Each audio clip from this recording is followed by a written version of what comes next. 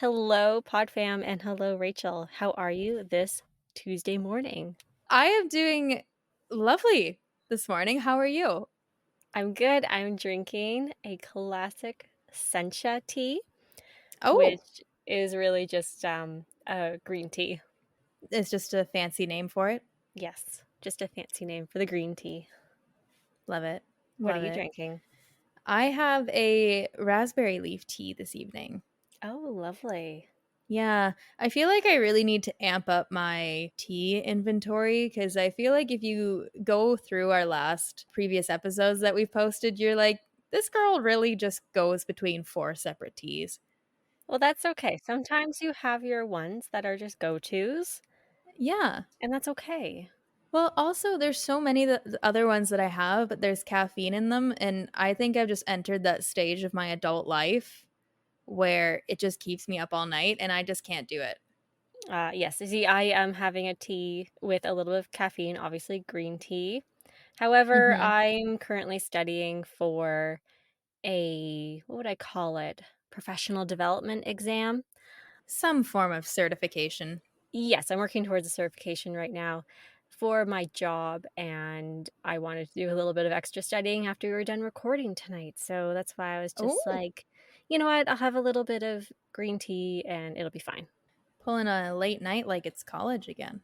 Yeah, it like Well, it not won't that be that late. late. It won't be that late, let's be honest. Like 11:30 and then you're like, "Kate, out, done." Oh, I was thinking like quarter to 11. Fair enough. Fair enough. Well, as an update on our last episode, I survived my move, Laura. Yay. We're still here. We're still standing. Good. I was definitely reflecting a lot on our defining home as an adult episode. See, it hits you. It Hits really you. did. Yeah. And it's actually very funny because when I was first moving in, I didn't have my rabbit with me. And I was feeling like very discombobulated and such. And then I went to get him about 4 days post move in. And I was like, huh, I feel better now. So it works. Yeah, that's so funny because in that episode, you're like, my little bunny, he has been with me at every apartment and is like the most consistent thing in my life. So I'm glad his presence has made you feel like you're at home. Yes, it's very soothing. He hasn't quite adjusted yet, but I hope he will soon. I was sitting on the floor with him earlier. Yeah, he's a well-traveled bunny, so I'm sure he'll be fine pretty soon. Yes. Let's just give him a couple days. Yeah, But how was your week? Did you have a good week? I did. We are recording just after Labor Day, so it's a short work week. And Yeah. that makes me happy. Not gonna lie, it makes me happy. The weekend's practically here. I know. I'm so excited. I'm so excited. But what are we going to be talking about today? Oh, so Uh dear listeners, we are going out on a limb for you, and it's just something we kind of wanted to bring up. And this topic that we're going to be discussing is cancel culture, kind of what it is, and breaking down this relatively recent online trend. And for the yes. purpose of this episode, we're not going to be sharing any of our beliefs because that's not what this show is about. We are going to try to just break down, some positives and some negatives and just have a general discussion of our thoughts on cancel culture. Yes. What Laura means by beliefs is not sharing our thoughts on specific situations, but we do want to explore the concept itself and really understand what the intention was behind it and where it's wound up today. Exactly. Yes. So, as we note in our bio, everything we say in this episode is just purely our opinion at this current moment in time, but we always love to learn. So, if anyone listening has some thoughts that they would like to share with us, or potentially some notes on new ways of thinking or different research we can do, please let us know in our Discord chat and we will get on it. And if there is anything to update you guys on, we will do so in a later episode. Exactly. And to kick us off, let's just kind of start with a general description of cancel culture. Now, it is nothing new. I'm just going to throw that out there right now. This is not a new thing. However, this is the first time in our history, because we've never been so connected globally before, Mm-hmm. that it's actually been given a name, which is cancel culture.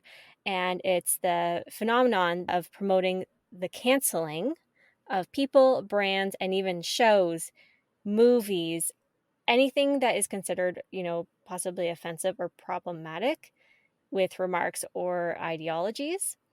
Mm-hmm. And, just talking about cancel culture, I can think of like 5 different events in the past year, in 2021, of things that have been canceled. Yep.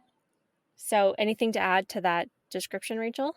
Yeah, so essentially the basis is that you're withdrawing your support for some form of public figure, whether that's a company, person. You might boycott their movies, you might boycott a show, or you stop purchasing and consuming written work or other art.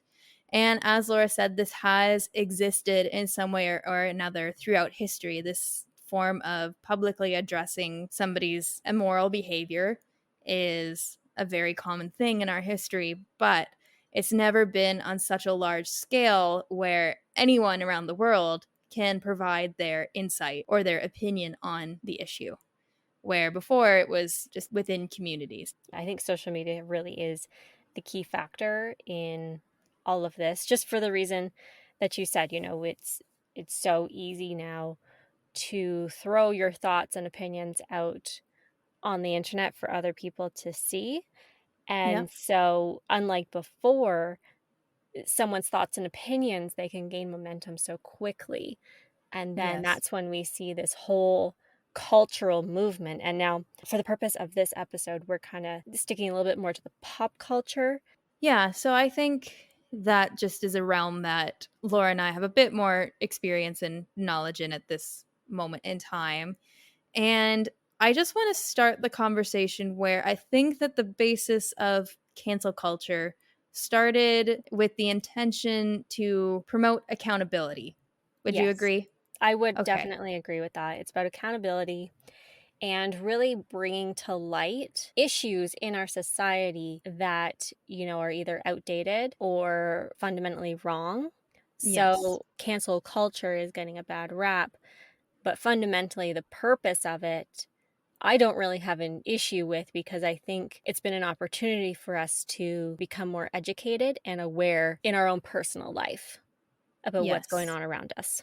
Yes, and jumping right off of that in a way that this concept is good is that it gives people historically who might not have had much power in their community or their greater social sphere as a whole, it's giving that opportunity to create tangible consequences for celebrities or global brands, politicians, anybody that is quote unquote in power, and it allows society to say no, certain behavior is completely unacceptable. And I think that that component of this cultural phenomenon is something that I fully support. Yeah, it's almost like leveling the playing field. Before in history, okay, going way back, newspapers, that was the voice of opinion, radio, television shows, it was the the powerful people on those platforms that had the strongest voice. Yes. And now with social media, we all have a Facebook account, we all have Instagram, Twitter, whatever platform you like to use. Mm-hmm. So no matter who you are in the world, your voice can be heard. Yes. Which is something that we genuinely in history just never had that option. But we're going to steer away to a bit of a negative aspect, which is positioned as both a positive thing and a bad thing.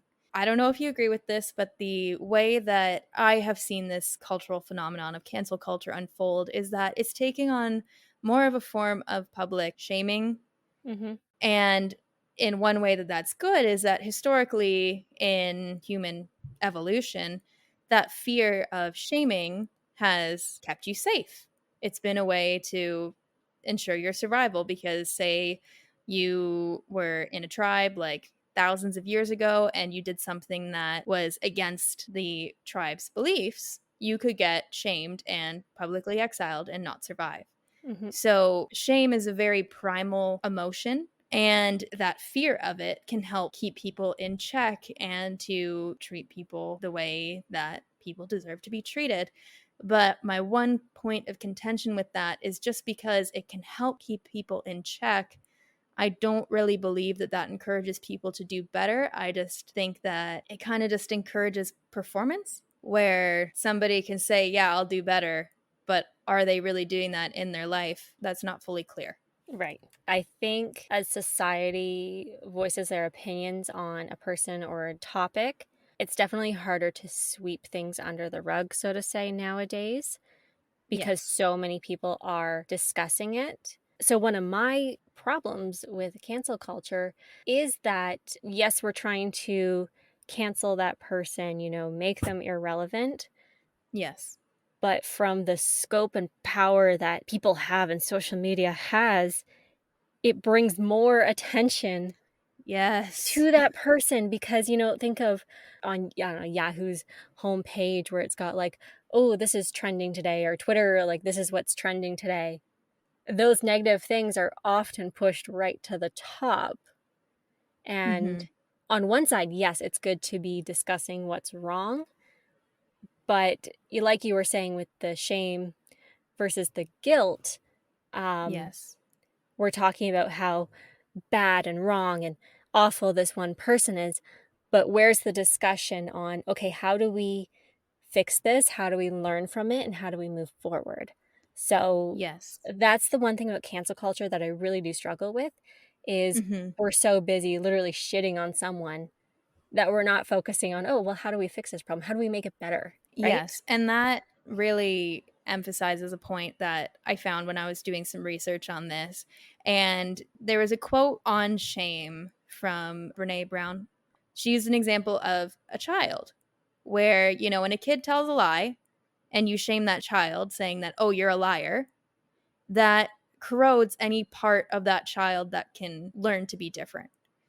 Basically Right. they internalize that and they're just like, oh, I am just like this, I'm just bad. And in my Mhm. own like experience with therapy and such, and even the psychology aspect of my education, we talked about shame a lot, and that is such a corrosive thing in someone's psyche where it really is so internalized where they believe that they are that thing, that there is no room to grow or to learn or to change.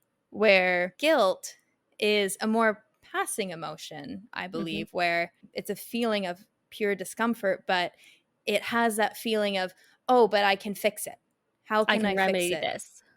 Yes, like, that Mhm. feeling. Do you remember when, like, you would do something mean to a friend when you were a kid and then you felt so guilty that you're like, "Oh, well, if I do this, maybe they'll feel better." Yeah, yeah, totally. Yeah. So, by instilling shame onto somebody, that takes away that potential to grow and to make a better choice, where, like, kind of a different way to go about it is, like, instead creating a platform where somebody can change. Because I think by instilling that shame, how do you ever know that the apology that somebody gives or the work that they do moving forward, how do we know that that's sincere as opposed to just trying to reduce the backlash against them? Right. So instead of casting these people out of society, which would have been, a thing from evolutionary periods of our existence, it's Yes. okay, you acknowledge that you did something wrong. Yes. We're not going to throw you out. Yes. We're going to help you do better. I think education is just such a key component. And Yes. another big thing that drives me crazy about the cancel culture thing is it's so easy to bandwagon on it. Instead of innocent until proven guilty, it's guilty until proven innocent. Yes. That's kind of the bit of the cancel culture feel. And I'm not trying to stand up for anyone in that sense. That's why we're not talking about specific examples. But yeah, that's just something that's always been in the back of my mind. Maybe let's reframe that a bit from the kind of black and white terms and more just say that it's going from looking at somebody as, okay, this person made a mistake, but they can learn and do better, to the expectation that they are guilty and will always be guilty because they should have known better, Mhm. which is a very tricky thing because, especially at this time in history, it's like, okay, like, guys, let's get on it. We really should research these things on our own accord, right? But learning is just part of being a human. And by being so quick to just cut somebody out and be like, not forgive them and just be like, you are shunned, you're done, Mhm. it doesn't leave any room for them to grow or to actually learn from their mistakes. Because to be honest, I feel like it just fosters resentment. It does. And if anything, depending on who the person is, especially if it's somebody that's, not a big celebrity, it's somebody who, maybe made an inappropriate comment in passing as like a teacher or something. One transgression winds up with their whole career being ruined. How are they supposed to learn from that as opposed to just resenting that experience? Does that make sense? No, it definitely does. Sometimes the repercussions of that don't fit the actual act. Do you know what I'm saying? Mhm. Where it might be one passing moment in time that someone could very reasonably learn from, but it's treated almost as a, oh, I got you, you're this and you're that. And then their career could be over when it was something that they could have just learned from if it was treated with a bit more care. Yeah, so from your point, it's like, does the punishment fit the crime? Yes. And I think with social media especially, it's so easy for people to hide behind a keyboard and absolutely try to destroy someone's life just through ridicule Yes. alone, but never offer that bit of wisdom, I'm going to say. You know, they back it up with the research and the fact of, hey, this is why this is offensive or this is wrong based on such and such. And, in the future, maybe be a bit more careful because for me or for this group or whatever example you're using, it's a little bit insensitive. And don't just tear someone apart, Yeah. it needs that constructive criticism in a way, as Yes. annoying as that can be on social media. But at least instead of just bashing that person, they're like, hey, maybe I used to do that too, or I'm that person who's being targeted. This is how you can do better. And Yes. I feel like our society would just get so much further along doing Yes. that instead of just, oh, let's all just bash and talk about this person because they did something bad, you know? Yes. And a very, very important caveat I want to make here is that when we're discussing this, I feel like it applies to somebody that, they make maybe one or two misguided comments or tweets or something, and they get that whole backlash. Oh, of course. Like, yeah, like this is like for mild things. I think this is such a gray area Yes. because, you know, there's so much that can go wrong, in the world. So Yes. again, that like So the crime fits the punishment kind of thing.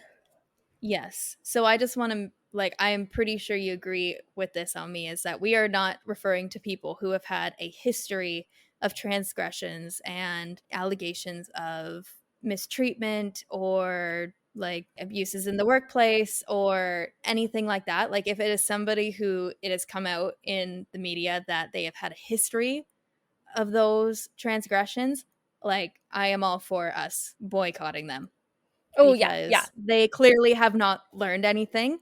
We are Mhm. just more referring to those instances where it's just those one or two, maybe three misguided comments.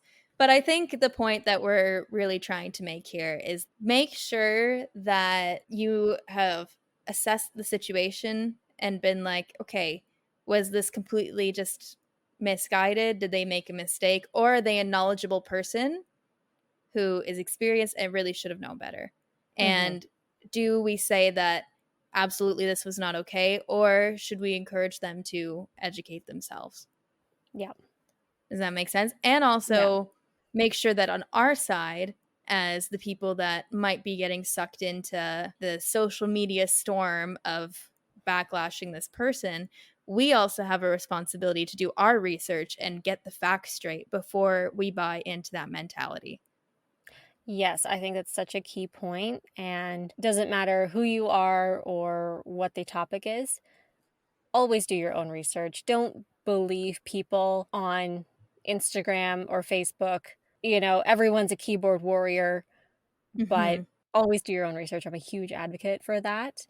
And something, Rachel, I want us to go back to is someone who did something that is fundamentally wrong. Okay, so we're not looking at it was a one-time offense and you made a mistake or Yes. poor judgment. So, going back to trending and everything, for Mhm. these things, does this actually spur on that person because everyone is talking about canceling them? So there's more curiosity about that thing. So then does it bring more to light? Does it make sense what I'm saying there? Do you mean like when somebody brings up a transgression to people look for more? Yes. Okay. Yes and no. I do think yes because like in our generation, like some of us were there in the 90s, early 2000s and such, and what was quote unquote acceptable then would not pass today, Mhm. which there's definitely things where you look back and you're like that is very questionable. Yes. But my one issue with that is something that in our cultural consciousness that somebody did then, we would view it as wrong. And it was wrong then, and it's still wrong now. But the thing is I also think that there needs to be some consideration given to the fact that we also need to hold points in history, like whether it's a show or a movie, to the standard of the time. Mhm. And that's where I think that issue of giving somebody the opportunity to apologize and learn comes in, because something that somebody would have done in 1998 is very different from what they would have done in 2021. I personally agree with you. Smoking cigarettes is one of the biggest examples that, we can all agree in 2021, smoking is bad, where in the 50s and 60s, it was touted as good. And this was before research and everything else involved with that to get our society's perspective to what we think of it today. So it's almost like taking a movie that was made in the 50s, everyone's smoking, even the pregnant women, they're smoking. Yeah. You couldn't do that in 2021. No. Everyone would be like, "Wow, okay, that's not okay." Like, that's Yes. that's, very wrong. Where in 1950, that was just the norm. Yes.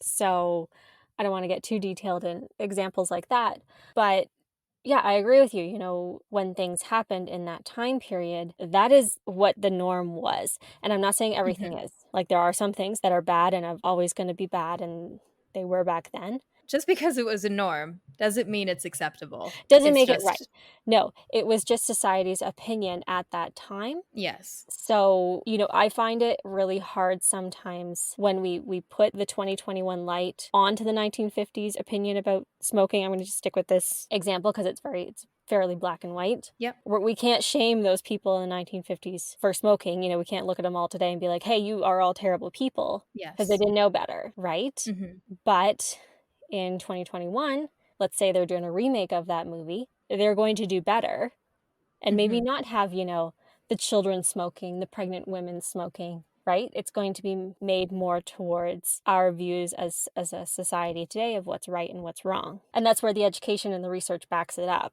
Yeah, I was literally about to say that because, it's very easy if somebody does something that we as a society are like, that is completely unacceptable today, to then dig into their past and find something from 1995 Mhm. that corresponds. But where you're talking about research is then take that from 2021 and that instance from 1995 and really do deeper research. Like, are they two one off, completely unrelated things, or is this a trend through their entire life that shows that this person clearly has not changed or done better or grown? And Mhm. then we can pass the judgment then. Does that? Yes, and again, this is very gray, like Yes. this episode. It's very gray Yes. because obviously it depends on what that thing is. But going back to my original question for your thoughts here, so we have this person who is fundamentally wrong, Yes. and It's all swept up in the cancel culture. It's trending on Twitter. You have more people than ever looking into this person. Yes. Does it relate to all publicity is good publicity? Okay, that's what you were asking. I think that's where I was trying to go. I didn't quite N get there with my Yes. with my No, thoughts. it's okay. It was like I was, like, grasping in my head, I was like, "Which question is she asking?" So I was like, "I'm gonna go this way."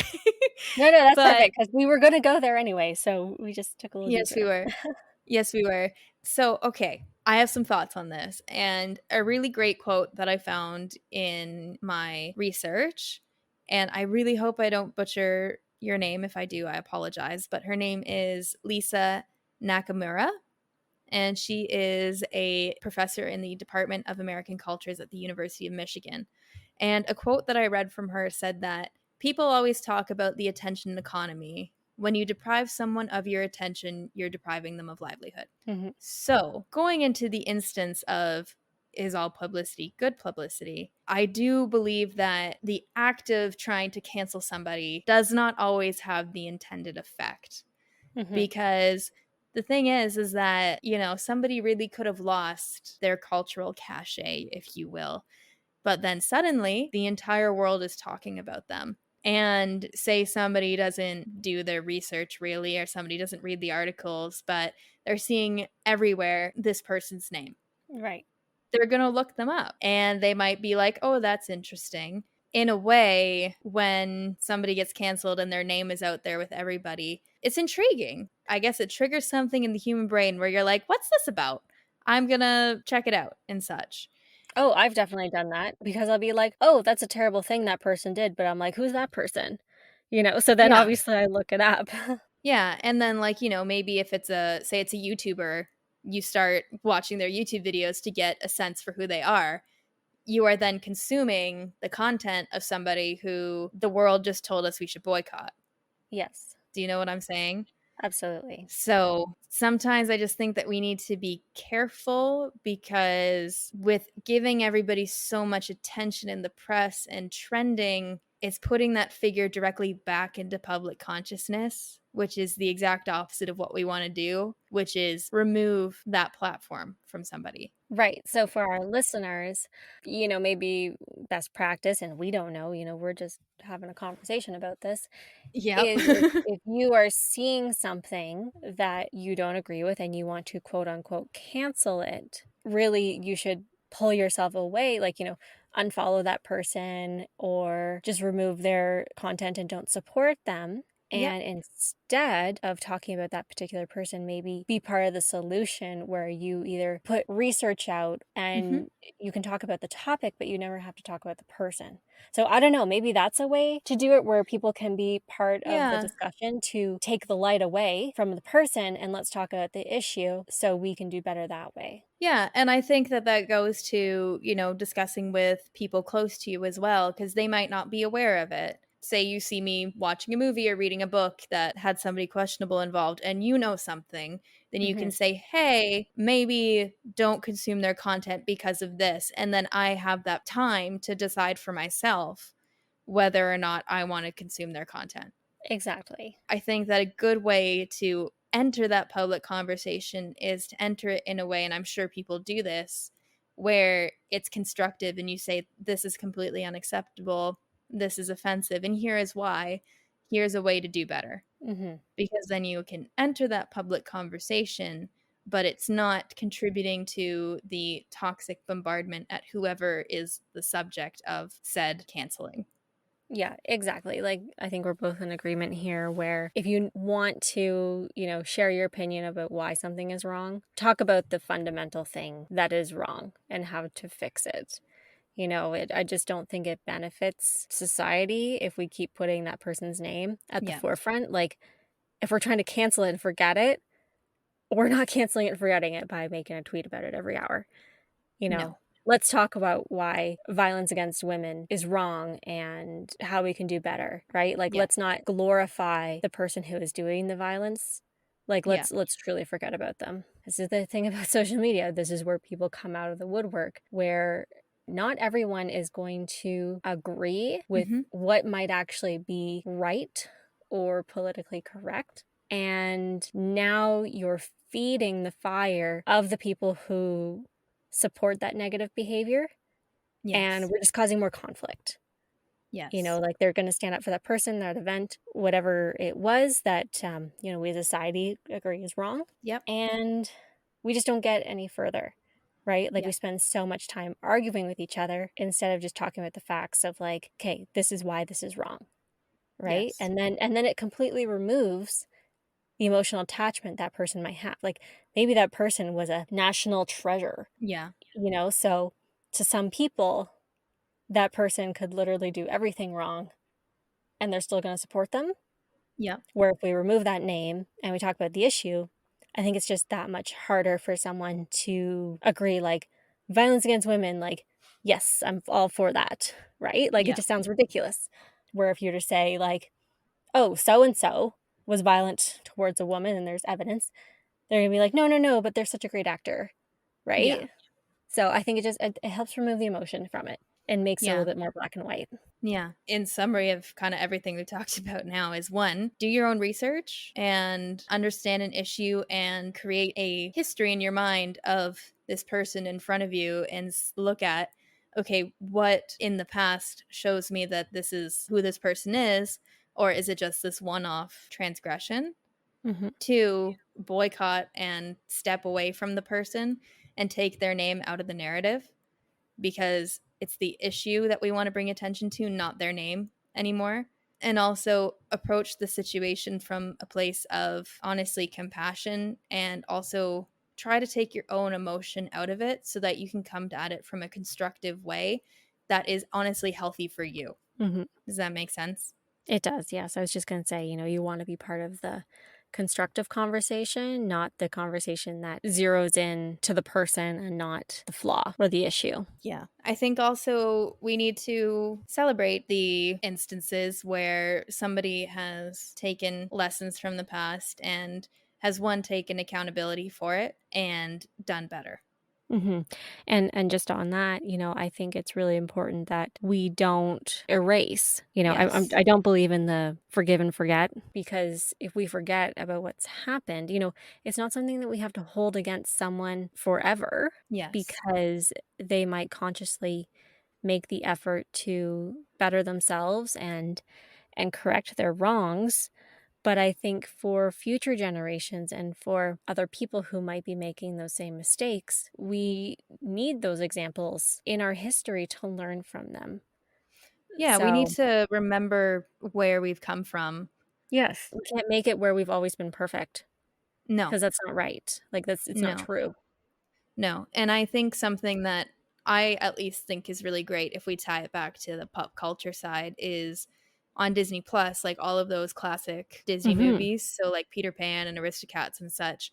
I think it was October of 2020, they instated a notice before all of those movies that is essentially noting that this includes negative depictions and mistreatment of people and culture, and that they were wrong and it's still wrong now. And let's actually have a conversation about how we can do better and where we're still struggling as a society to be better. Mhm. And just on the topic of Disney, they've been making a lot of remakes over the past few years, Hmm. and I feel like that is a good example where maybe not in every sense, but, okay, I watched Cruella last Yes. week, and then I watched a YouTube video. Actually, it was a really good movie. I highly recommend people watch it, about the evolution of Cruella in the 101 Dalmatians. Yes. And, it first came out, I believe, in the 50s or 60s. And using Cruella as the example here, she was originally, an heiress portrayed as a spinster. And in the 1950s, you didn't want to be a spinster. You didn't want to be a single woman, because she was literally portrayed as being crazy. And the Hmm. women who were married with families were portrayed as the women who were sane. And then fast forward to 101 Dalmatians from the 90s with Glenn Close. Hmm. Now she was the powerful businesswoman and fashion designer, Hmm. yet still portrayed as crazy because, women in power, scary thing, Crazy. scary. Men didn't want to deal with that. But you did see that progression. She was no longer just from money or married into money. She made her own money, Mhm. yet that was still scary. And now in the 2021 version, you see her backstory, and she's more that empowered female. Yeah. So, we grew up in the 90s, so we've seen a lot of Disney movies in our time. That's just an evolution I have noticed on that very small scale. That's actually really interesting. I didn't know that. And it was so true because it was literally like, okay, you need to be married with kids to like the career woman, yet you had to get married. And then now it's just like more female empowerment. And I love that like younger generations, like that's the Cruella that they're growing up with in the female role models because she's really badass and it makes you want to be a punk rock fashion designer. So I just really love that evolution in my lifetime, Mhm. being born in 92.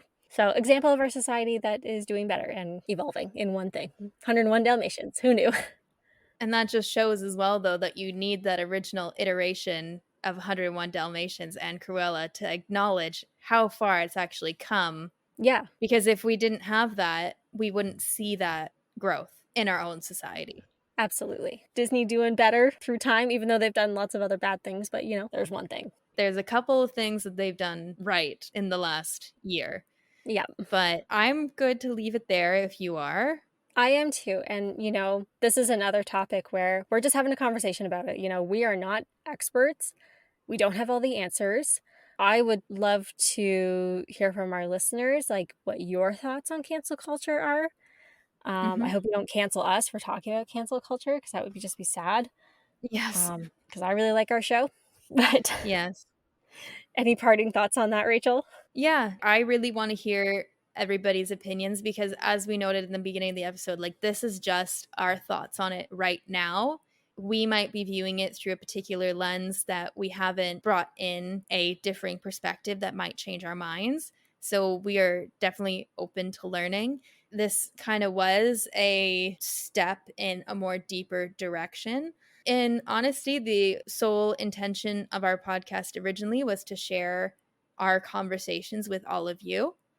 And this is stuff that we talk about and that we try to learn together on. So we would love the opportunity to bring you guys into these conversations that touch on deeper, potentially more difficult topics to discuss. So if you like us going here, let us know and potentially we can delve more into these realms. Absolutely. And, as we've said a few times during this episode, we purposely are not using specific examples because we do want to keep our own emotions and opinions out of certain events out Mhm. of this show and just discuss cancel culture as what it is. So, just keep that in mind if you are going to participate in our conversation because everything we discussed, the issues at hand can be very gray and they Yeah. are on a spectrum. Mhm. So, don't take something we said as being like, oh, we should forgive this person and help them see the light on someone who did something like extremely, extremely awful. Yeah. So, I'm just throwing that out there because we're out on the internet. So, Yeah, I 100% agree. And as we've said many times in this episode, it is so important to do your own research and to form your own opinion.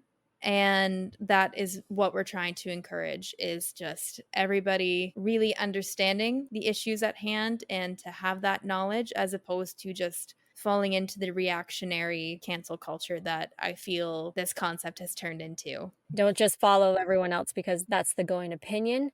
Make sure you Mhm. always do your own research so you can come at it from an educated perspective that is your own. Yeah, and to really understand your own beliefs towards it. Yeah, and I think with a lot of the things that are being brought up with this cancel culture movement, it's been a good time to reflect Yeah. what your beliefs are. Maybe there are some that you believed in before, and then when you looked into it further, you're like, you know what? Maybe that's a dated belief or Mhm. an irrational belief. And from a personal development, that can help you be better. Yes. What we really want to encourage throughout this entire episode is approaching this concept and many other honestly contentious topics from a point of consciousness so that you can understand yourself more and also understand the world, understand where we've been, and understand where we need to go. Absolutely. And with that, live like tea. Live like tea.